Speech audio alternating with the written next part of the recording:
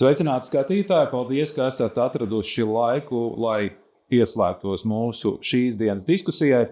Pēdējo dažu gadu laikā Latvijas nekustamo īpašumu tirgus piedzīvojis vairāk pārbaudījumu nekā dažos iepriekšējos gadu desmitos kopā.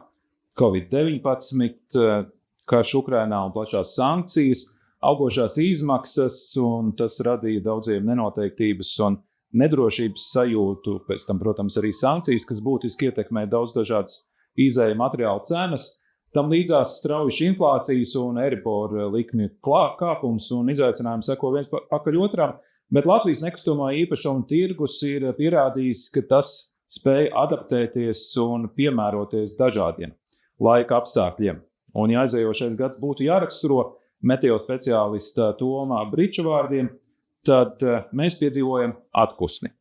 Aug tempi jauno projektu būvniecībā, aug pircēju interesi par mājokļu pirkšanu, un šodien par to arī mēs parunāsim, ka šo atpūsni ir atnesis, vai tas turpināsies arī nākamajā 2026. gadā, kā mainīsies Euribor likmes, vai īres tirgus kļūs par nopietnu alternatīvu īpašumu iegādēji, un uz šiem jautājumiem šodien centīsimies arī šeit visi kopā atbildēt.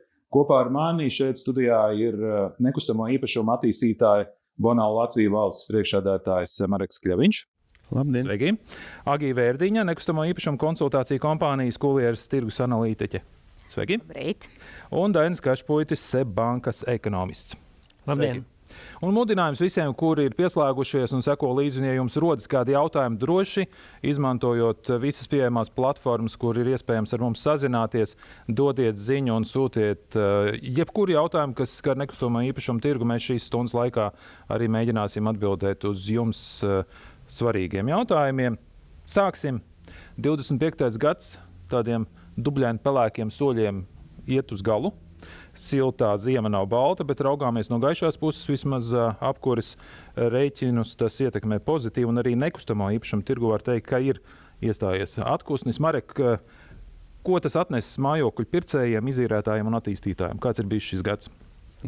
Es gribētu teikt, ka šis gads ir iesācies ar tādu mirkli, kad beidzās mums kompensācija procentu maksājumiem. Ja? Tas arī pavēra to vēlmi mainīt, jeb vēlmi negaidīt ilgāk. Otra lieta bija samazinājās likmes, procentu maksājumi samazinājās, jā, un līdz ar to tā drošība pircējiem palielinājās. Vajadzība jau nekur nepalika. Tajā mirklī, kad mēs iepauzējām, tā vajadzība jau saglabājās. Jā. Līdz ar to mēs palikām drošāki, un tas, protams, arī noved pie tā, ka mēs sākām skatīties uz jauniem mājokļiem un sākām tos darījumus veikt. Ja? Ko jūs sajūtāt kā attīstītāji savā pusē?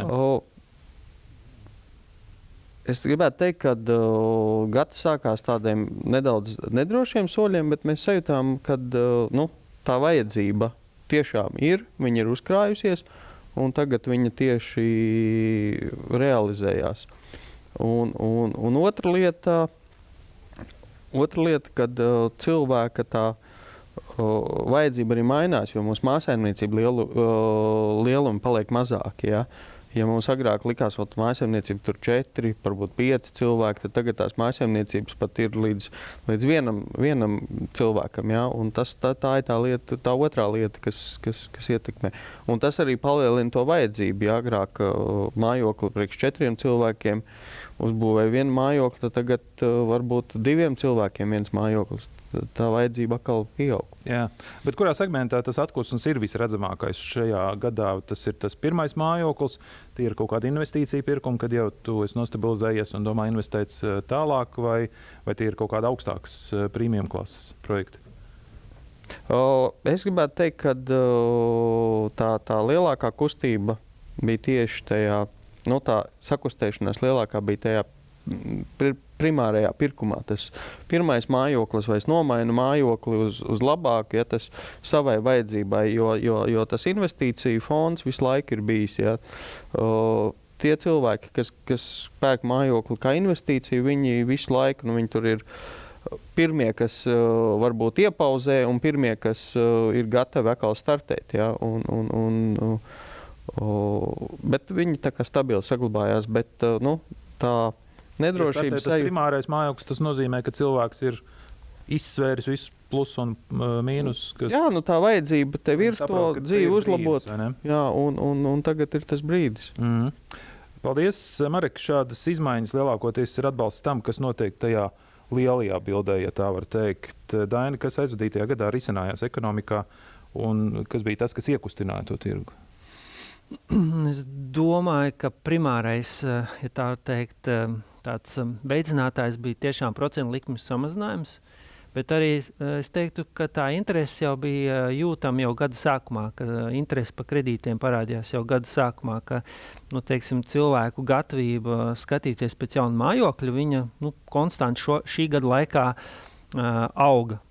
Un arī redzam, ka seko gan cenas, gan arī tas, ka tomēr arī tā kopējā tendence arī seko ekonomikai. Ja? Tomēr varbūt gada pirmajā pusē tā nebija tāda ļoti pārliecinoši, bet tādā virzība bija jau novērojama.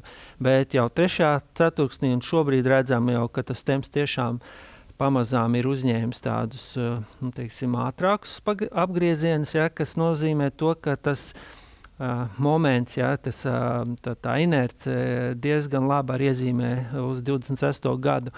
Un es domāju, arī nedaudz varbūt tā kara ieteikumi kaut kur nedaudz varbūt pagaisa, lai gan kopumā es teiktu arī pēc tā kopējā noskaņojuma gan uzņēmējos, gan arī mājsaimniecībās, tā ģeopolitiskā komponenta viņa joprojām būs, respektīvi tādā ziņā, ka mēs redzam šīs pozitīvās tendences, bet tam būs kaut kāds vāciņš, ja tā var teikt, virsū, kas nozīmē to, ka tur būtu jābūt daudz spēcīgākai tendencei, joprojām arī 26. gadā, un mēs sagaidām ticamāk ar 27. gadā, lai mēs varētu kaut kur runāt par kaut kādu līmeņu, teiksim, sasniegšanu, ko mēs esam jau labu laiku redzējuši tai pašā Lietuvā vai joprojām, varbūt Igaunijā šobrīd ir tāds iesēdiens, ja, bet katrā ziņā, mēs pēc tās konfidences pārliecības joprojām diezgan tālu esam, teiksim, atpalikuši, kas nozīmē to, ka mums tas potenciāls ir diezgan būtisks gan mājsaimniecībām šajā tirgu nonāk, gan arī kopumā nozarei.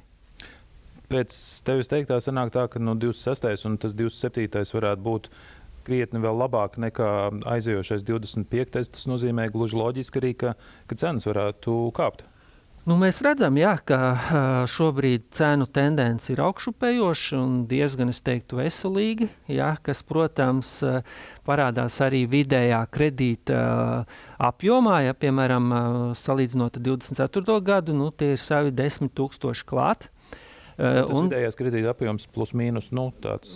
tas ir joprojām relatīvi mazi ap 90 000, jā, bet tas arī parāda to, ka cilvēki tomēr joprojām fokusējās uz ja tā var teikt, uz esošo, teiksim, projektu iegādi, nevis uz jauno, kas nozīmē to, ka arī tas parāda, ka tāda piesardzība, ja tomēr piezemētība šajās vēlmēs joprojām dominē. Ja? Pretēji varbūt tam, ko jūs minēju, piemēram, tai pašā Lietuvā. Ja? Tur tomēr cilvēku īpatsvars, kas ir gatavi pirkt jaunu mājokli, ir augstāks, kas arī raksturo tās pārliecības atšķirības. Ja? Respektīvi, cik mājsaimniecība ir gatava tomēr skatīties nākotnē un ņemt šo aizņēmumu. Ja? Jo, ja mēs paskatāmies tomēr arī pēc vidējās algas, kopumā plus mīnus, ja? Tad mēs esam līdzīgi, ja? Bet lietuvieši ir gatavi ņemt lielākas saistības, iegādāties jaunāku mājokli, kas parāda arī, ka viņa tā pārliecība ir spēcīgāka. Bet, ja tas, ko mēs arī redzam, ar ko varbūt arī jārēķinās, kas būtu laba ziņa, ka turpinoties ekonomikas izaugsmē, arī tai pārliecībai nedaudz jāstiprinās, ja, ka cilvēki arī arvien vairāk skatīsies, teiksim, jaunu projektu virzienā, bet arī, protams, respektīvi, ka tomēr būs pietiekami daudz faktori, kas var nospēlēt tam, lai tas potenciāls, teiksim, nerealizētos pa visiem 100%. Ja? Bet vai viņš realizēsies vai nē, nu, to mēs redzēsim, jo ir tikpat daudz nenoteiktības attiecībā gan ģeopolitika, gan arī tā skaitā par procentu likmēm, kas šobrīd līdz šim ir nospēlējuši kā ļoti tāds pozitīvs faktors. Bet Lietuvā tā galvenā atšķirība ir klientu un pircēju kaut kāds noskaņojums, vai tur tie, banku noteikumi tomēr ir nedaudz savādāk nekā Latvijā, un varbūt kaut kāds valstiskais regulējums vai kaut kāds atbalsta formas ir lielāks un plašāks, kas to iedzīvotāju vēlmi iegādāties. Drīzāk tā konfidence un ekonomikas attīstība. Ja? Jo, ja mēs, piemēram, paskatāmies arī par šiem atbalsta jautājumiem, ja? Nu, mums te jau pat varbūt virs puses kredīti iet ar šo te mājokļu atbalsta programmu. Ja? Lietuvā, Igaunijā tas ir zem 10%, ja? Kas nozīmē to, ka arī labi.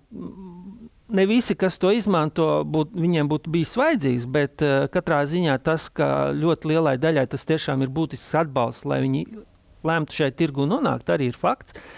Un, protams, ka ekonomika, tā kopējā tendence, tā pārliecība ir ļoti būtisks faktors, kaut atceroties 2005. vai 2006. gadu, ja, kad relatīvi pret tiem ienākumiem un to cenu, kas bija tirgu, cilvēki bija ļoti pārliecināti, ja, kas, protams, ne pie kā laba nenoveda, bet tas ir vienkārši faktors tam, ka kas ir tai domai, ja, tam sentimentam, ekonomikā ir ļoti liela nozīme. Ja. Un droši vien vēl daudz ir palikuši tādi, kuriem tas diemžēl eiforijas nākošais atsitiens liek apdomāt un 10 reizes pārdomāt. Jā, jo diemžēl, lai kā to negribētu atzīt un cik gadi jau nebūtu pagājuši, tas sentiments joprojām kaut kur dominē, viņš kaut kur joprojām mājo tai kopējā vidē, ja, tas pēckrīzes atsitiens. Lietuvā tas atsitiens nebija tik ļoti. Tur nebija, un tāpēc viņi ar ātrāk atguvās, viņiem nav savā ziņā, lietot vārdu trauma, ne, bet savā ziņā tur mums tas kaut kur vēl joprojām jūtams ir. Un kā šo noskaņojumu un arī redzējumu uz nākamo gadu ietekmē to, kas notiek aiz lielā skaistā okeāna? Es domāju, drīzāk par to, kas notiek tepat kaut Ukrainā. Jā, bet, protams, ka tā ģeopolitiskā vide arī, ne pilnā mērā, bet, protams, ir pietiekami daudz gadījumu, kad cilvēki, piemēram, skatās par īpašumu iegādi kaut kur, Eiropas dienvidu daļā. Ja. Ir skaidrs, ka tā nauda, kas aiziet tur, nedramatizēsim to tādu, ka tā liela, bet noteikti, ka tā ir pietiekami liela, kas būtu bijusi ieguldīta šeit, ja nebūtu šādu risku. Ja.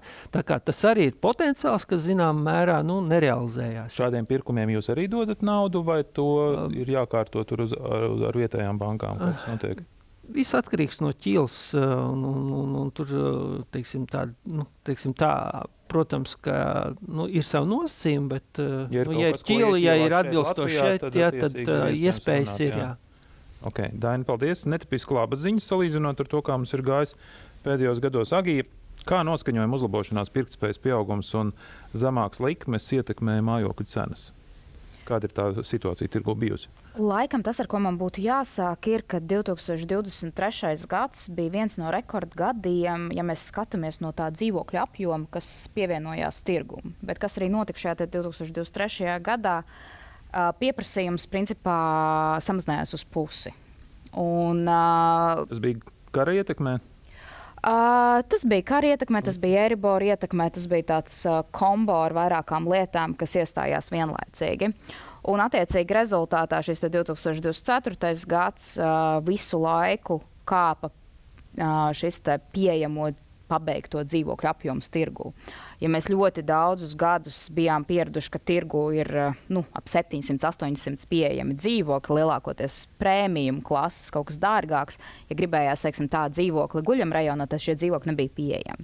Tad šo gadu mēs sākām ar vairāk kā 2200 pieejamiem mājokļiem, kas arī radīja daudziem jautājumiem. Ļoti daudz pie manis nāca gan pagājušajā gadā, gan šogad. Kad tās cenas vēl kritīs?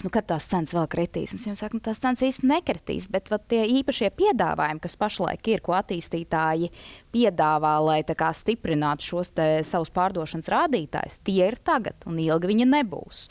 Un tā arī bija. Tā kā arī Mareks teica, pavasarī, kad šī aktivitāte atgriezās, ļoti strauji samazinājās šie visi īpašie piedāvājumi.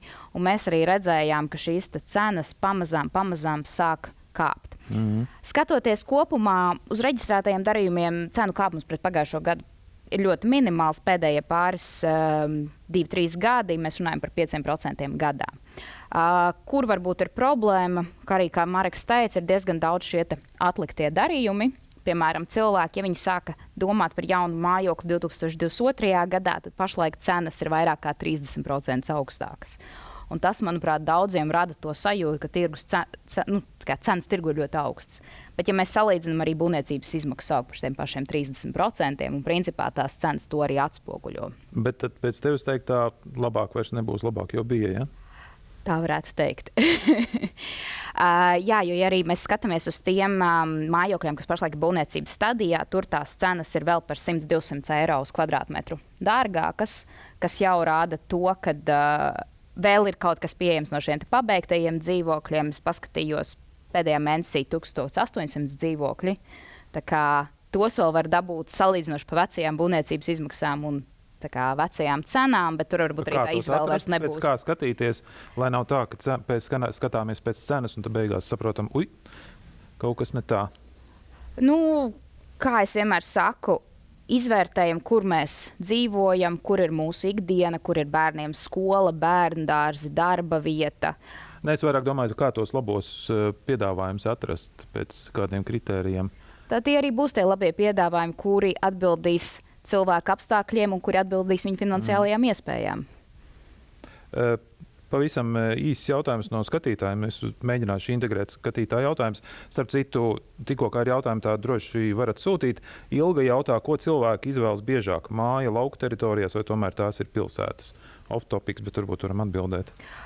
Kopumā vēl joprojām tie būs mājokļi pilsētās. Lauku teritorijas izvēlas, bet ļoti bieži izvēlas kā otro mājokli. Un es teiktu, ka mums ir izplatīta šī piepilsētu kultūra, bet es teiktu, ka tā varbūt arī ir tendence, kas bišķiņi sāk mainīties, jo tomēr sabiedriskā transporta pieejamība paliek aktuāla. Un, teiksim, tā paudze, kas iegādājās šos mājokļus, viņi pašlaik saskarās ar to problēmu, ka viņiem ir pusaugu bērni, kuri nekur nevar nokļūt. Un tad jau cilvēki sāk saprast citas šīs prioritātes. Un kas, manuprāt, ir ļoti interesanta tendence, ko arī Mareks nedaudz pieskārās, ka cilvēki, mājsaimniecības ir gatavas vairāk kā reizi dzīvē mainīt mājokli. Jo tā ir tendence, kas ir populāra citās valstīs, un Latvijā tomēr bija pierasts, ja mēs to vienu mājokli iegādājamies, tad tas ir uz dzīvi. Un tomēr tagad, es domāju, Mareks varēs apstiprināt ļoti daudz pircēju, kas, piemēram, iegādājas pie jums 3 istabu dzīvokli, iepriekš jau ir pirkuši 2 istabu dzīvokli. Tieši tā ir jau manām tendence, ka tie klienti atgriežas. Ir klienti, kas varbūt pēc lielās dišķibeles, bija pirmie drosmīgie, tad viņi bija ļoti, ļoti piesardzīgi. Viņam pēc idejas vajadzēja to 3 istabu dzīvokli. Viņš tā kā, nē, es labāk mazāk to banko, to kredītu, to parādu. Tad viņš nopirka to 2 istabu dzīvokli, tad viņš pie mums nopirka 3 istabu dzīvokli. Tad viņš varbūt pat skatās uz 4 istabu dzīvokli, jo ir pieteicies tur otrais bērns un gribās to tēvu paplašināt. Bet cilvēki ir sapratuši vienu lietu, ka tu vari mainīt. Un arī ir nākuši klāt arī elastīgāk piedāvājumi. Bankas iedod iespēju, ka tu vari vēl paturēt iepriekšējo īpašumu, iegādāties jauno un tad norealizēt to nākošo. Kad tev ir tas pārējais, kad sāk pazust tas mīts, kad ja tu vienreiz dabūji kredītu, tad tas tev ir uz mūžu, un neko nevar mainīt. Pirmā lieta, mēs varam pārkreditēties daudz elastīgāk, Otrkārt, mēs varam aiziet pie bankas, pastāstīt, kādas mums ir vajadzības un saprast, kāds ir risinājums, kā sakārtot to lietu, un tās iespējas ir, jo mūsu rocība un ienākumi jau ir auguši, izejot cauri visai inflācijai, viņi ir auguši, un līdz ar to elastīgi var atrast risinājumu. Pavisam īsi varbūt tur ieskicēt, kas ir tās tīri praktiskās detaļas, ja, piemēram, kāds iedzīvotājs dzīvo jūsu īpašumā, un tad viņiem ir tā doma mainīt kaut ko lielāku nopirkt. Kas ir tās praktiskās detaļas, kurām un kur varbūt jūs varat palīdzēt iziet cauri? Protams, pirmā lieta droši vien apstīties, kas ir tas, kas tev darētu no tā mūsu piedāvājuma vai kas tev der no tā jaunā produkta, un tad tas otrais solis droši vien aiziet uz banku un saprast, kāds ir tas labākais variants, kā tu vari pāriet. Ja? Ir opcijas arī, ka jūs, nezināt, paņemat to dzīvokli un iedodat lielāku, un tad to realizējat paši? Ir tādas formulas? Tādas opcijas nav. Tur, kur mēs esam palīdzējuši, ir bijuši risinājumi maina veco pret jaunu, kur bijuši palīdzība ar mākleriem. Tieši pārdot to iepriekšējo īpašumu. Bet ļoti bieži cilvēki izvēlās jau, ka tā rocība auga, un viņi saprot, ka viņi var atļauties. Viņi to mazo, to pirmo pirkumu ļoti bieži atstāja kā investīciju. Jā. Un tad ir tas jautājums, kas tev jāsaprot kopā ar banku, ko tad tu vari atļauties. Ja? Jo šis te, pieņemsim, jau sāk krāt kapitālu un veidot kaut kādu papildus drošības pilvenu, un otrs tu palieli. Bet tie ir izcinājumi, kas ir jāskatās kopā ar banku. Ja? Ir mirklis, ko banka var iedot, kad tev var būt abi īpašumi, ja, jo tev vajag pārvākties un visu lietu, ja, un tad tev ir kaut kāds mirklis, līdz kuram tev vajag realizēt. Tur jāskatās to elastību. Es domāju, ka ja tev ir jau izmaksāts, pieņemsim kaut kāda daļa tā kredīta, kad ir iespēja skatīties uz to, ka tu vari dabūt papildus finansējumu, ja tev pietrūks tai pirmai iemaksai, lai norezervētu, ja pieņemsim, tu norezervē, un tu zini, ka tev ir gadu jāgaida, līdz tas mājoklis būs gatavs, tad tev ir iespēja sakārtot, ja, un tu vari jau meklēt jau pircēju tam vecajam mājoklim, ja, tā elastīgi laiku, ja, tā kā tas ir jārisina, un tur ir risinājumi daudz. Jā. Agī, vēl atgriežoties pēc cenām, vai mājokļu tirgu nepastāv pārkaršanas risks, ja mēs redzam, ka pieprasījums turpinās augt? Mēs jau visu laiku atsaucamies uz to 2008. gadu. Tātad, teiksim tā, varbūt kaut kādā jūlijā es arī uzdevu tādu jautājumu, jo tiešām tie pārdošanas apjomi bija tādi, kādus mēs nebijām redzējuši pēdējos 10 gadus. Bet ko mēs redzam jau tagad rudenī, kad tirgus stabilizējas, ja vienā brīdī likās, ka šis varbūt būs rekordgads, tad tomēr rekordgads šis nebūs. Bet tas tirgus stabilizējas pats par sevi kaut kā? Vai tas, jā, stabilizējas ir tā daļa, kas vasarā bija tas atliktais pieprasījums. Jā. No iepriekšējiem gadiem, kam patiesībā visdrīzāk bija jābūt pagājušajā gadā, tas norealizējās tagad, un tagad ir tāds stabils, un vēl joprojām ir diezgan daudz mājsaimniecības, kurām tomēr vajag laiku atgriezties ar to ienākumu līmeni, lai viņi var atļauties. Jo tās cenas tomēr diezgan ļoti pieaug un algas bišķiņ pakāpeniskāk. Tas, ko es varu pieminēt, svarīgākais indikators ir tas, kam tad tie cilvēki pērk. Ja mēs atceramies to iepriekšējo burbuli, ja, tad cilvēki pirkšanas pēc.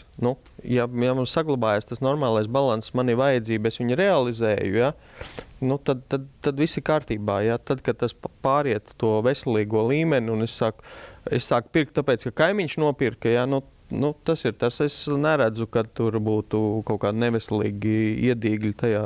Droši vien arī bankas uzdod papildus jautājumus, vai to tiešām to vajag tagad, vai ne?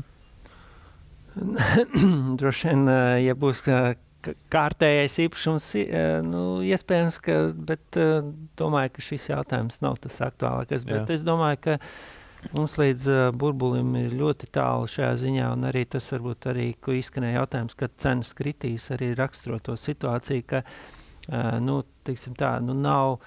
Un kāpēc arī tas nenotika? Jo šobrīd nav nekāda burbuļa, nekāda spiediena cilvēkiem realizēt, un arī, ja tās problēmas kaut kādas ekonomikā parādās, teiksim tā, nav tāda spiediena, ka jārealizē tie dzīvokļi, kas liktu, tad cenas stipri laist uz leju, tāpēc arī mēs šobrīd drīzāk arī redzam, ka tās cenas virzās uz augšu, un tad, ja rodās kaut kādi, tādi, kā mēs runājam, jau kaut kāda faktori, kas neļauj cilvēkiem iegādāties, tad tas tirgus drīzāk tad atkal stagnē, ja? Bet tas virzība drīzāk uz augšu, kas arī varbūt atsaucoties uz to, ko jūs iepriekš runājāt, ka tas skatījums un mana tāda pieredze arī, ka jā, varbūt negaidīt un nekrāt un neskatīties, kad es tagad sakrāšu un pirkšu tur 4 stāvu dzīvokļu. Jā, sākt ar kaut kādu sākumu investīciju un tad skatīties un tad pāriet.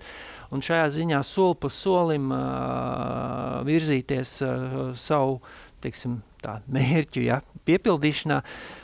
Tas ir būtiski, jo šajā gadījumā, kad dažreiz cilvēki varbūt to pārlieku tā kā, sakāpina to lielu, un tad skatās, ka nevar atļauties, un tad varbūt, to nepiepildi, šo sapni par savu mājokli. Bet, protams, ka es domāju, ka tas, zinām, mērā arī jautājums par to, ka pamazām virzās arī tas īres tirgus. Jā.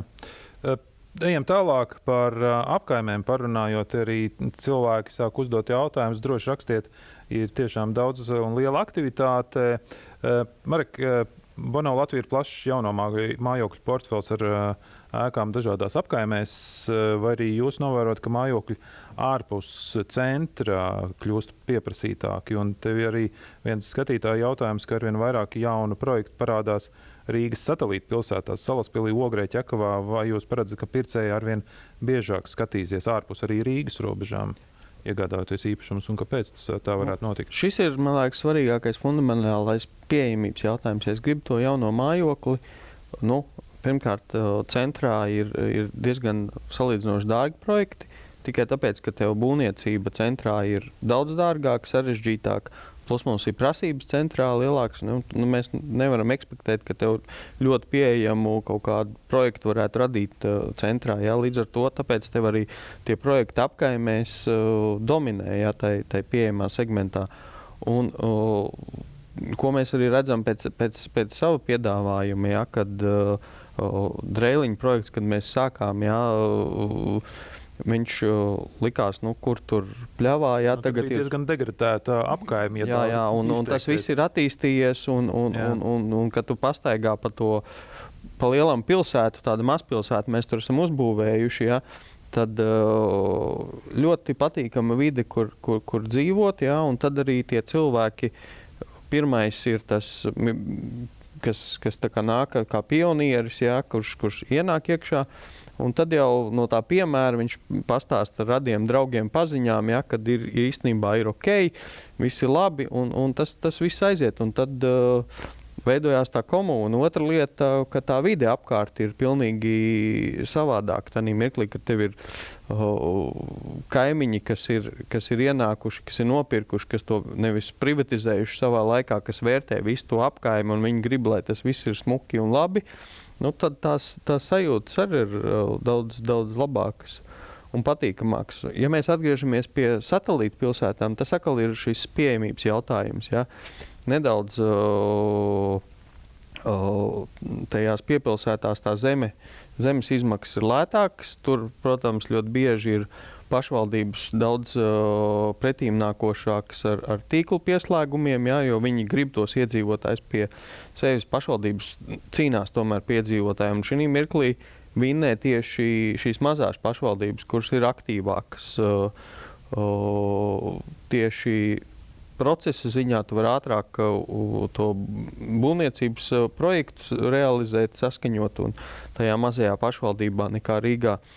Un visa infrastruktūra, kas tev jāizbūvē, ļoti bieži ir pašvaldībās mazajās ir lētāk. Un tas arī ir tas, kas rada to piedāvājumu. Vēl mazajām pilsētām ir citādāk nosacījumi, ja tev tajā, Salaspils vai Ādažos gan skola ir pārpildīta, bet ja tev tur blakus ir skola un tev tā vieta patīk un tu vari iedomāties, un tev tas darbs arī tāds, ka tu vari sadzīvot, tev nav katru dienu ar auto jāstāv rindā uz Rīgu, braucot uz darbu, ja tev ir labs sabiedriskais transports, tad tas cilvēks arī izvēlās to piepilsētu. Bet tas ir miedarbība starp to, kā tu iedomājies savu to mājsaimniecības dzīvi. Ja tu viņu iedomājies, ka tā būs labi, tur tā mājsaimniecība var būt, tad un tas ir pieejamības jautājums. Pieejamība vispār ir ļoti būtisks jautājums, jo, kā mēs zinām, mums palielinās prasības būvniecībā, Tie jaunie mājokļi būs dārgāki. Mēs zinām, mums vajadzēs patvērtnes būvēt, mums ir energoefektivitātes prasības. 27. gadā nāk dzīves cikla aprēķina prasības iekšā, būs jāievieš. Ir daudz lietas, kas nāks iekšā, un tās lietas ietekmēs. Plašāk par to dzīves ciklu aprēķinu. 27. no tā alko, tas nozīmē, tas nozīmē to, ka mums būs jāsāk skatīties, cik mājoklis saražo emisijas visā savā dzīves ciklā. Ja? Un mēs sāksim tāpat, kā mēs zinām, uz mājsaimniecību, veļas mašīnām, tur marķējumi, kaut kas līdzīgs veidosies. Mēs tagad skatījāmies no enerģijas patēriņa, bet tagad mēs skatīsimies tā kā plašāk. Ja? Viens ir būvniecība, otrs ir eksploatācija, plus vēl nojaukšana. Tā kā viss tas dzīves cikls, bet man liekas, ka svarīgākā ietekme tieši uz to pieejamību būs būvniecības izmaksām. Jo mēs redzam, ka mums ir papildus, mēs gribam investēt aizsardzībā, mums paralēli notiek energoprojekti, mēs būvējam vēja parkus, ja? Tūlīt apgūsim jauno armijas poligonu, ja? un tās lietas notiek, ja? Un tas paņem būvniecības resursu, ja? Un tas konkurē tieši šajā sakarā. Var piekrist par tām izmaksām, kas varētu padzīt augšā vēl cenas? Tas ir konstants process, un es teiktu, ka tieši 3 gadu periods varētu būt tāds, kad celtniekiem varētu būt daudz interesantāki dažādi infrastruktūras objekti, projekti, jo tie piedāvās labākas peļņas maržas nekā varbūt būvēt privātmājas, kur tā peļņa var būt reāli mazāk, un tas jutīgums pret to cenu pieaugumu tā ir lielāks, jā, īpaši no attīstītāja puses, ka viņiem jau arī jāsaprot, kāds tirgu pieprasījums, par kādu cenu viņi var pārdot.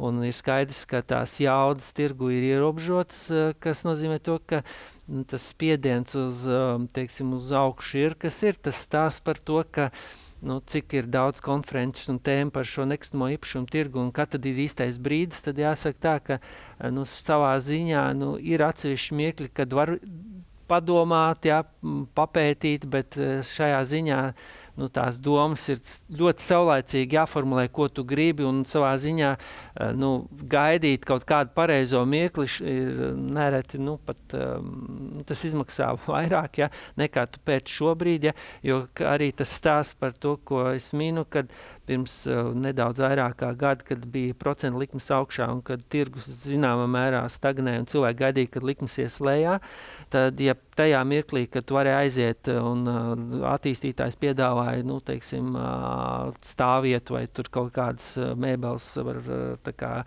bonusā, Tagad par to viss būs jāpiemaksā. Un cilvēki būtu, relatīvi šobrīd, kad aktivizējās, tā starpība kredītā būtu, izmaksājis, savu, paņemsim tādu diezgan maksimāli tādu 5,000, tad, kā es minēju, vidējais kredīts pieaudzis par 10,000, ja? Kas nozīmē to, ka cilvēks skatās, jā, tagad es varu pirkt, bet tādu gribētāju ir vairāk, kas automātiski gala beigās samaksā to gala cenu vairāk, ja? Kas arī raksturo to, ka, tie cikli ir dažādi un tie stimuli ir dažādi, bet tu īsti nevari noteikt, kurā mirklī tad būs tā pareizais mirklis tai iegādē, un ja tev tas mājoklis ir, tad vienmēr tas pareizākais ir tagad gandrīz vai, ja? Un ir tīpaši šobrīd, kā mēs vienojāmies, kad nav tāda burbuļa, ka tu būtu pārmaksāt, ka tiešām, ka tu jau ej riska zonā, ka tu aizņemies pār savām iespējām, ja? Kas, protams, individuālā līmenī ir svarīgi, lai tu izvērtē savas spējas. Tad šajā ziņā ir tas laiks un iespēja, kamēr ir arī piedāvājums, jo savā ziņā arī mēs esam tādā ciklā, kad būvnieki sabūvēja, nepirka, ja? Tad nebūvēja, jo gaidīja, kad izpirks. Tagad aktivitāte ir, būvēšana tā kā sākās, bet kaut kādu laiku atkal varētu būt, kad ar piedāvājumu. Bet tad sanāk no tevis teikt tā, ka tas par salīdzinoši lētāku betonu un metālu tagad būs uzbūvēts, ko varēs nopirkt nākamajā gadā, laiks, un tad varēs būvēt pa dārgo betonu, jo būs dārgāk, jo arī, mēs redzam, kas būs primārais. Primāri jau redzam, ka ļoti liela daļa, pat pusi ir algas, jā. Algas būs augošas, līdz ar to tur nekāda brīnuma nebūs. Es vairāk uz to par to, ka tās cenas kāps augšā, tāpēc, ka būs tas dārgais izējumateriāla apjoms, jo būvniekam būs ražotājam interese piedalīties tajos lielajos valstiskajos projektos. Tieši tā, un tā pamata atziņa arī tas, ko es sastopos jau gadiem, ka grozies kā gribi, nekustamā īpašuma iegāde vienmēr būs dārga. Šķietami dārga, viņa nekad nebūs lēta. Ja būs lēta un gaidīt lētu, tad jautājums, kāpēc tas tā notiks. Un ja būs krīze vai problēmas, tad ir jautājums, vai tu būs tajā situācijā, vai tajās, kad tā problēma pienāks, kad nekustamais īpašums būs lēta, tu būs tas, kurš varēs atļauties un iegādāties. Parasti jau mēs visi kaut kur šūpojamies līdzi. Ja? Tāpēc tādas arī atlikt kaut ko uz pārskatām nākotni, ja ir vajadzība un vēlme, tad tas šobrīd tiešām ir pēdējais laiks to nedaudz aktivizēt savus lēmumus un skatīties, kas tirgu ir, kā mēs arī runājam. Ja? Kas patīk, ja ir tā vide, tad tas ir primārais. Ja? Nevis tur varbūt 1000 šur vai tur, jo tomēr, pat ja cilvēks nomainīs to dzīvokli, viņš tomēr pavadīs savus gadus vismaz, ja, kas tomēr ir svarīgi, lai cilvēks justos labi savās mājās. Jā. Skatītāji jautājumu varbūt daži pavaicāsim, tāpēc, ka diezgan daudz sakrituši. Jeļizaveta vēlas zināt, vai labāk pirkt dzīvokli, kas vēl ir būvniecības stadijā, vai tomēr, kad dzīvoklis ir nodots eksploatācijā un kas jāņem vērā? Es varētu teikt, ka... Agija vilku vēl. Jā. Es teiktu, ka jautājums ir tāds, vai vajag mājokli pašlaik, vai ir iespēja gaidīt. Tā ir viena no lietām, būtiskas atšķirības, viens labāks vai viens sliktāks nebūs. Te jau galvenokārt jautājums par cenu. Cenas pašlaik ir augstākas tiem, kas ir būvniecības stadijā. Kāpēc? Tāpēc, ka tie tiek būvēti jau par jaunajām izmaksām. Un atlikumi būs lētāki, bet kas arī jāņem vērā, atlikumi būs palikuši iespējams sliktākie dzīvokļi katrā no tām ēkām. Varbūt ar mazāku izgaismojumu, varbūt uz ziemeļu pusi, varbūt vairs nebūs tāds plānojums, kādu gribēsies. Vēl kas jāņem vērā jautājums, vai būs tā atrašanās vieta, ko es arī iepriekš gribēju piemetināt. Ko es tagad savilku nesen datus un paskatījos, ja mēs paskatāmies tādas Rīgas lielākās apkaimes, un lielākoties cilvēki vēlas palikt tajā pašā apkaimē, kur viņi ir, vai kaut kur turpat blakus.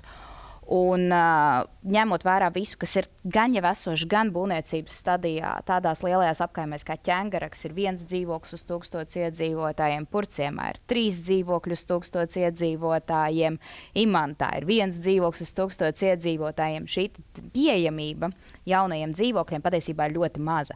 Un tā īsti nepaliks labāk, jo, kas jāņem vērā, šajās apkaimēs ir ļoti maz zemes gabalu palikuši.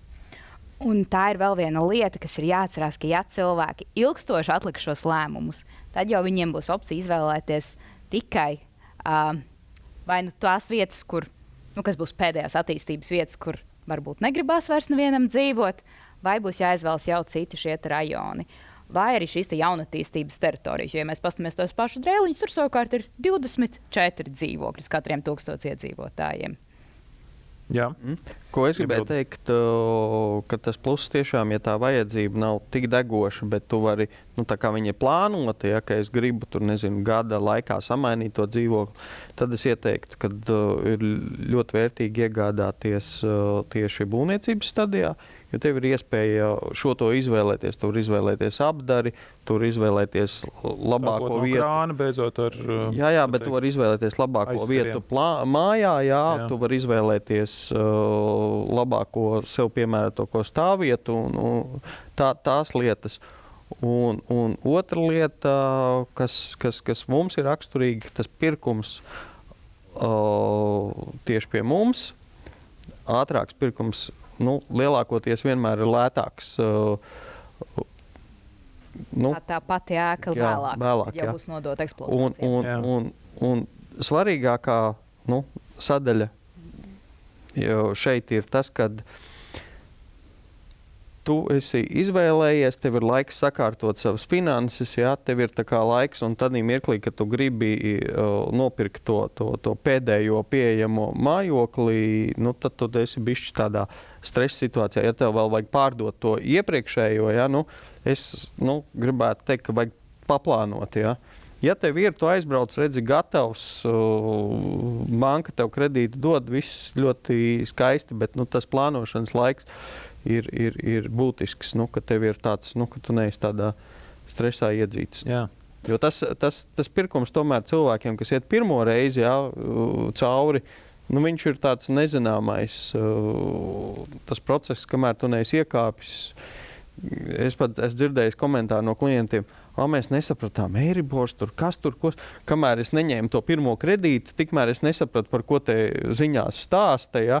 Tā kā es ņēmu to pirmo kredītu, es sapratu, ir tā mainīgā daļa, tad ir pievienotā daļa, tas kopā veido visu procentu likmi. Nu, tā kā, un vēl tie nosacījumi, kas man visi nāks. Diemžēl jau daudzās skolās neko tādu nemācīja. Tas ir pašmācības ceļā jāiegūst. Daini, pavisam īsi varbūt ir iespējams ieskicēt, kas ir tās lietas, kas varētu pamainīt vai pastimulēt šo iedzīvotāju vēlmi nākamajā gadā piedalīties tirgu. Nezinu, tur ir likmju izmaiņas vai zemās likmes joprojām ir kaut kādi valsts, kaut kādas tās programmas vai ir kaut kādas energoefektivitātes lietas, kas arī var pastimulēt, paskatīties to jauno projektu virzienā? Tas, kas varētu stimulēt... Piedošana, mēs jau tad dzirdējām, tas 27. gads par tām jaunajām prasībām, vai tas var ietekmēt arī to, ka jaunos būs izdevīgāk pirkt nekā tos vecos otrreizējos? Nu, cik strauji mainīsies tā pārliecība, kur jau mēs runājam. Ja? Jo tomēr cilvēks skatās joprojām uz esošiem ir, teiksim, tā padomu laika mājokļiem, un tas varbūt ir tas stāsts, kad pārslēgt varbūt to domāšanu, kad es tomēr aizņemos vairāk un, teiksim, savā, teiksim, tādā, dzīves periodā par to nekustamo īpašumu ietaupīšu uz energo izmaksām, jā, gan arī varbūt par to vidi būšu labāks, jā, bet tas ir tas, kad es tā kā būtu gatavāks pirkt jaunu īpašumu nekā skatīties, kur varbūt šķietam lētāk, bet šīs te mājas, kas ir padomlaikos būvēts. Jo, teiksim tā, gaidīt, ka likmes ies leju drīzāk nē, šobrīd es teiktu, viņas plus mīnus ir šajā līmenī, un parādās ekspektācijas, ka pat varētu nedaudz atkal augt, jā. Uz kuru laiku ekonomiski sola? To redzēs, jo tā inflācija var arī virzīties dažādi. Šobrīd ir tāda, tāda nenoteikta situācija, lai viennozīmīgi ievilktu, tāpēc galvenais ir tā negaidīt, ka likmes ies uz leju, ja? Viņas var arī, teiksim tā, bet rēķināties to, ka šobrīd būtu tas punkts, kad viņas būs kādu laiku stabilas, respektīvi, esošajā līmenī, ja? Negaidīt viņas turpmāku kritumu, ja? Būt gataviem maksāt esošo cenu. Un tas būtu tas, es teiktu, primārais, ja, skatīties savas vajadzības. Ja, jo tas, kā mēs runājam, ka tirgum ir tāda pazīme, ka mēs ietekmējamies no citiem. Ja, un ja, līdzīgi kā 5. 6. gadā, kad daudzi gāja pirka un kad ir tā pārliecība darās, tas caur darīšanu, ja, cilvēki arī uzzina, kas ir tā likme, ka varbūt nav tik grūti un kad aizejot uz banku, tomēr tiešām kredītus dod un nav visu laiku tāda, ka tik uzbūts, ka bankas kredītus nedod. Un ka tas arī nedaudz iekusina to tirgu, kādēļ arī tas iedos tādu papildus momentu tam tirgumu, kādēļ tam būtu jābūt aktīvākam, jā. Bet mums arī skatītāji likmes atšķirība ir bankām, teiksim, pērkot energoefektīvu mājokli, tev ir nedaudz zemāka likme ir. Tā kā tur tas iegūms tam pircējiem ir. Jā, ja cilvēks to spēj novērtēt un saprot to tādā garākā termiņā, jo tā vēlme fokusēties uz to gala cenu šobrīd, ka es samaksāju mazāk, ir es teiktu pārāk liela, bet joprojām dominējoši.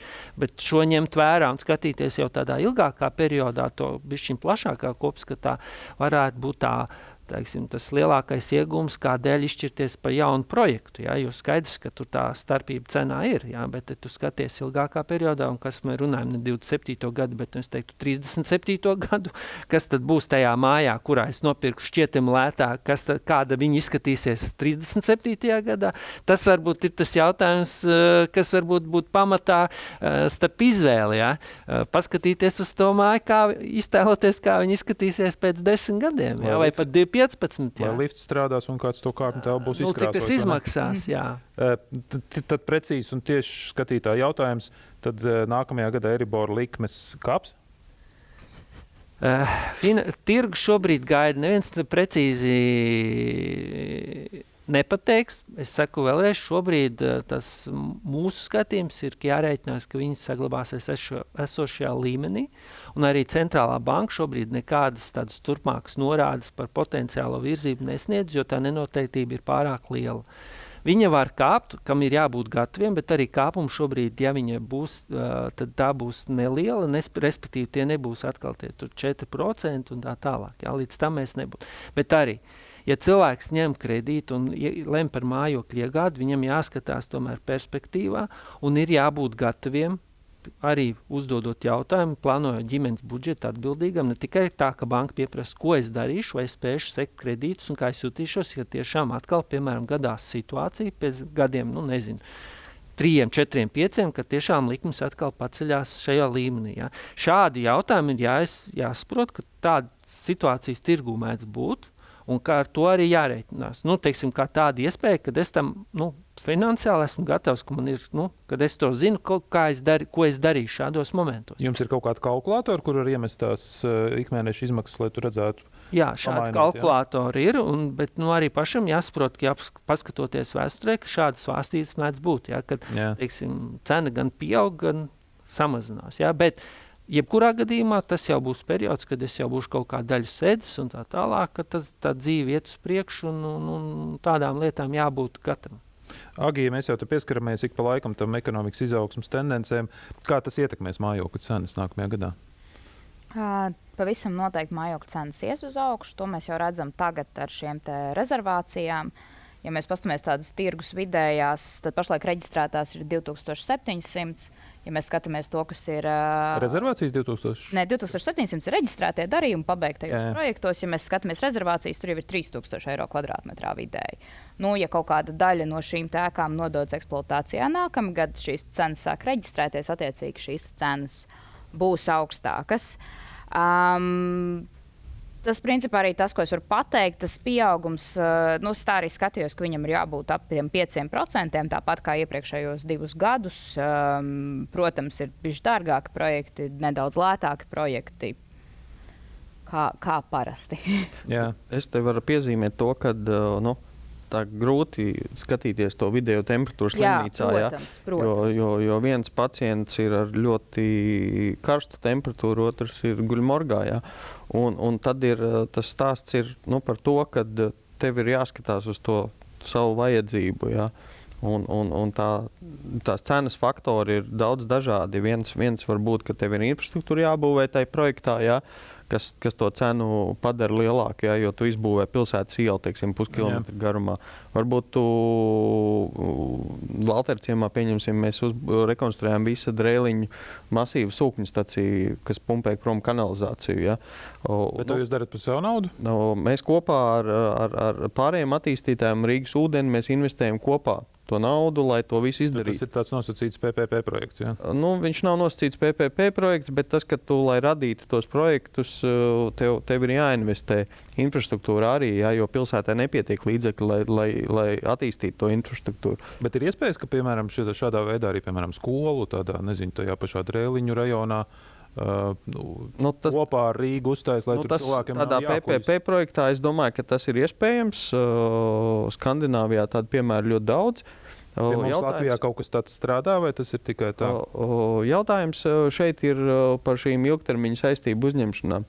Jo tagad visi dēļ budžeta plānošanas pašvaldības negrib uzņemties šīs ilgtermiņa saistības. Tikko pašvaldība ir gatava uzņemties ilgtermiņa saistības, viņi saka, jā, mēs īrēsim no attīstītāja to skolu 30 gadus. Tad tā matemātika liksies kopā. Tanī mirklī, ka mēs teiksim, ka nē, mēs tur varbūt 10 gadus vēl kaut ko, tur nesanāks tas. Bet kur ir problēma, kāpēc tas nestrādā šobrīd Rīgā? Tieši kā reize, es domāju, šī ilgtermiņa saistība uzņemšanās, bet Rīgā jau jāpastās, mēs esam reiķinājuši infrastruktūras aprēķinus projektiem. Jā. Rīgā jau daudz vietās paliks drīz skolas jau tagad paliek tukšas, jā. Viņas ir nepareizās vietās. Te ir jautājums, kā pilsēta var pārplānot. Varbūt ir jēga ieviest vienu sabiedrisko transportu, jā, un tev nevajag investēt, bet tu to pašu esošo infrastruktūru var izmantot, jā, ieviešot kaut kādu papildus maršrutu, lai tie skolēni, pieņemsim, no Drēliņiem tiek uz Pļauniekiem, jā, kur tā skola paliek tukšāka. Jā. Jo skatoties to infrastruktūru un skatoties uz tiem demogrāfijas rādītājiem, mums tā infrastruktūra ir pietiekoša. Ja? Viņi varbūt nav tajās labākajās vietās, un te ir tie risinājumi, ja? vai mums tiešām vajag būvēt to infrastruktūru šeit, ja? Vai mēs varam izmantot esošo. Tas ir tāds pilsētu plānošanas vingrinājums, ja? Kur tiešām vajadzētu ritīgi padomāt. Es domāju, ka mums ir ļoti jāstāsta uz veidu, kā mēs ļoti efektīvi varam izmantot to esošo infrastruktūru. Jo tas ir tāds dārgs produkts, un mums ir daudz renovētu skolu, ja, daudz sakārtotu skolu, ja, kurus vajag izmantot. Tad pieliekam klāt šo sabiedrisko transportu, kas palīdzēs arī visai pilsētai, ja, ne tikai tam skolēnam, ja, un tur ir risinājumi. Un PPP, jā, ja pašvaldība uzņemās ilgtermiņa saistības, tāpat par tiem īres namiem, jā, nu mēs tā kā mēģinam caur attīstītāju šķērs subsidēt tirgu, jā, ļoti elementāri. Pašvaldība ir tā, kas sadala subsīdiju, pašvaldība pasaka, mums vajag šitik subsidētos īres mājokļus, mēs esam gatavi viņus īrēt 30 gadus. Viss saliksies, būs attīstītājs, būs ilgtermiņa investors, būs finansējums no bankas. Jā. Tas viss sakārtosies. Ir galvenais, kurš uzņemās to pieprasījuma vajadzības pateikšanu. Ja? Un tad pašvaldībām ir tā loma, ka viņas paņem to ilgtermiņa rāmi, iedod, ka mēs esam gatavi, mums šī vajadzība ir ilgtermiņā, un tad jau tās pārējās lietas sakārtojas. Nu, kā mēs redzam, mums Ķekavas apveceļš jau bija, kad iedeva valsts ilgtermiņa rāmi, saprat, mums nav finansējumu, bet mums to ceļu vajag, mēs pa viņu maksāsim, nu, tev pārējais viss saliekās. Nu. Tur visur sākumā ir jābūt kādam, kurš uzņemas atbildību un pasaka maucam un daram šādi, tāpēc, ka, Nē, nu, ja nav kāds, kas skrien pa priekšu ar karogu, tad mums nekas nenotiek, vai ne? Nē, nu, ir jābūt skaidrai vajadzībai un jābūt skaidram, kad es par to vajadzību esmu gatavs maksāt kaut kādā ilgtermiņā. Jā. Agi, šobrīd par īres tirgu parunājot, vai tas nozīmē, ka augot pieprasījumam pēc mājokļu iegādes un tā aktivitāte iet uz augšu, cena kāpja un arī īres tirgus nākamgad mainīsies ar cenu uz augšu? Īres tirgus ļoti stabili katru gadu iet cenas uz augšu, un kas jāņem. Kā tā tendence ir aptuveni gadu laikā griezumā? Nu, īsnībā tur tas pieaugums ir pat tuvāk 10%. Tas pieaugums ir straujāks nekā jauno mājokļu cenas. Kas ir ļoti būtiski mums īres tirgum, mums vairāk kā 90% no piedāvājuma nāk no privātpersonām. Mums ir ļoti, ļoti maziņa daļiņa, kas ir īres nami, un vēl mazāka daļa, kas ir profesionālie tirgus spēlētāji. Kas attiecīgi notika, ļoti daudz arī no šiem tirgus spēlētājiem ir ar šiem privātpersonām, ir ar mājokļu kredītiem. Un tajā brīdī, kad viņiem uzkāpa Eiribors, ļoti smuki arī sāka krāpt īres maksas. Jā. Tā kā pašlaik vēl ir bišķiņa novēlotā šī reakcija uz šo kāpumu. Kopumā es teiktu, ka īres tirgus uzlabojas, paliek tāds kvalitatīvāks, arī tas produkts un arī cenas. Un es teiktu, ka tas nāk no tā, ka arī šī paudze mainās, cilvēki mainās. Cilvēki daudz vairāk novērtē elastību. Nu, mainās paradumi vienkārši, vai ne? Kā jā, un ir noteikts mājsaimniecības, kas dod priekšroku īres tirgumu, un ko mēs arī redzam, dod priekšroku profesionāliem īres namiem. Tie īres nami, kas ir tieši varbūt nevis tie, kas ir ar mazajiem dzīvoklīšiem, bet kas jau ir 2, 3, 4 istabu, mēs arī redzam ļoti mazu šo īrnieku mainību. Tā kā tie īrnieki ir izvēlējušies, viņiem tur patīk dzīvot, viņi to ir izvēlējušies kā savu dzīvesveidu, un šiem īres namiem ir ļoti labs aizpildījums. Jā, centri īres nami vairāk darbojas uz studentiem, ļoti daudzi diversificē riskus. Vasarā ir kā Airbnb, jeb šī īstermiņa īre tajā saucamajā semestru laikā, jeb skolas sezonas laikā, tad jau tiek piedāvāti vai nu studentiem vai citiem, kas tā kā vēlas īrēt. Jā. Atgriežoties pie tādiem tēlainiem izteiksmes līdzekļiem un meteoroloģijas klausoties, jūs teikt, nostiprinās, ka tas atkusnis visticamāk turpināsies nākamajā gadā un ka liels vētras nebūs, kas, protams, priecē. No otras puses, droši vien vērts piebilst, ka prognozes tiek izdarītas lūkotajos tajos informācijas apjomos, datos, kas ir šobrīd aktuāls, vai ne? Tas vienā brīdī var jebkurā brīdī mainīties un kopsavalko šodien runāto. Ko jūsuprāt būtu vērts atcerēties tiem, kur apsver iespēju, ka jaunajā gadā viņi varētu kļūt par jaunu īpašumu, tā teikt, pircējiem? Es teiktu tā, uzsvērtu vēlreiz par šīm procentu likmēm, ka reiķināties arī to, ka skatoties pagātnē, ka viņas nefokusēties šobrīd, cik tā cena būs, ka viņa var arī pieaugt. Mēs, protams, vienmēr gaidām, ka viņa tikai samazināsies. Un, protams, skatīties ar mājoklī, tomēr investīcijas tajā skatījumā pēc gadiem 11, 20, kā es redzu šo investīciju. Jau kā arī Mareks stāstīja, ka, ja tu gribēsi pēc tam pārlikt uz lielāku dzīvokli, tad varbūt tajā, ko tu nopirksi šobrīd lētāk, tev tā vērtība būs tāda pati vai pat mazāka, un tu nevarēsi, tu būsi maksājis kredītu, bet tā vērtība nebūs augusi, kur pretīm, teiksim, jaunajā projektā tur visticamāk tā vērtība nezudīs, bet viņi drīzāk būs augoši. Skatīties caur tādu prizmu, ka tā ir tomēr arī savu veidu investīcija, ne tikai arī vide, kas arī tomēr, teiksim, liek uz to lietu paskatīties nedaudz varbūt no citas prizmas, nekā varbūt mums kā pircējiem nereti varbūt dominē šis lētākās izvēles princips. Jā. Agī? Brīnišķīgi teikts, es tikai pievienojos, ko es parasti saku saviem draugiem, kas man prasa, kā tad man izvēlēties šo jauno mājokli. Pirmais, vai nogaidīt, es saku, nē, ja tev vajag jaunu mājokli, tad skaties tagad. Tu, protams, var gaidīt, kamēr kaut ko uzbūvēs, ja tas ir tas, kas tev patīk, bet gaidīt to dienu, kad būs lētas cenas, nav jēga. To noteikti izvērtēt, kā šis mājoklis atbilst tavam dzīvesveidam. Un, tas ir gan šī finansiālā puse, kāds iekļaujas tavā budžetā, un atcerēties par visām papildus izmaksām. Ja tur nebūs sabiedriskais transports, par izbraukšanu, par bērnu nogādāšanu, visu pārējo, par tiem pašiem plānojumiem, kā tas atbilst. Un galvenais, laikam, novēlēt, lai katram tas viņa mājoklis atrodas, jo tirgu piedāvājums tiešām ir liels un pašlaik sāk būvēties ļoti daudz fantastiski projekti, jaunas attīstības teritorijas, lieli jauni kvartāli, un, man liekas, tāda situācija Rīgā vēl nav bijusi. Jā. Marika, ar ko jārēķinās tiem, kur vēlēsies nākamajā gadā iegādāties jaunu mājokli?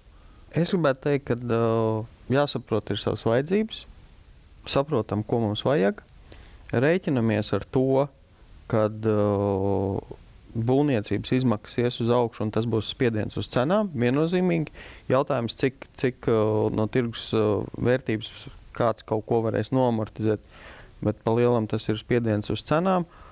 Un reāli izvērtējam to mājokli kā investīciju. Kā arī Dainis teica, skatāmies uz to ilgtermiņā.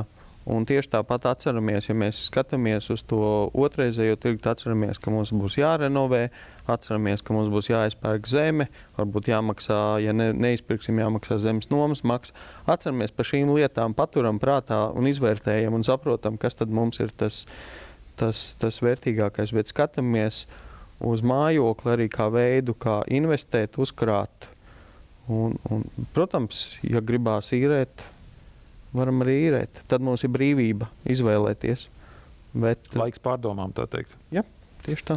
Liels paldies Agijai, Marikam un Dainim par padomiem un ieteikumiem šodien un vērtīgo sarunu. Kā dzirdējām, nākamais 26.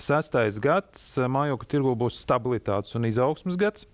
Pieaugošā pieprasījuma dēļ gan jaunajos, gan sēriju veidu projektos gaidāms mērens, bet tomēr cenu pieaugums, bet ekonomiskā stabilitāte, ja nekas nenošķobās starptautiski zemākas Eiribor likmes, kas, kā sola banka, tomēr var kādā brīdī augt, un hipotekāro kredītu pieejamība mājokļu iegāde padarīs pircējiem pieejamāku. Tā kā nākamajā gadā novēlu ikvienam, kurš apsver domu kļūt par nekustamā īpašuma īpašnieku, šo sapni arī realizēt. Paldies visiem par sarunu. Vēlreiz priecīgus Ziemassvētkus, laimīgu un veiksmīgu jauno gadu un tiekamies. Visu labu!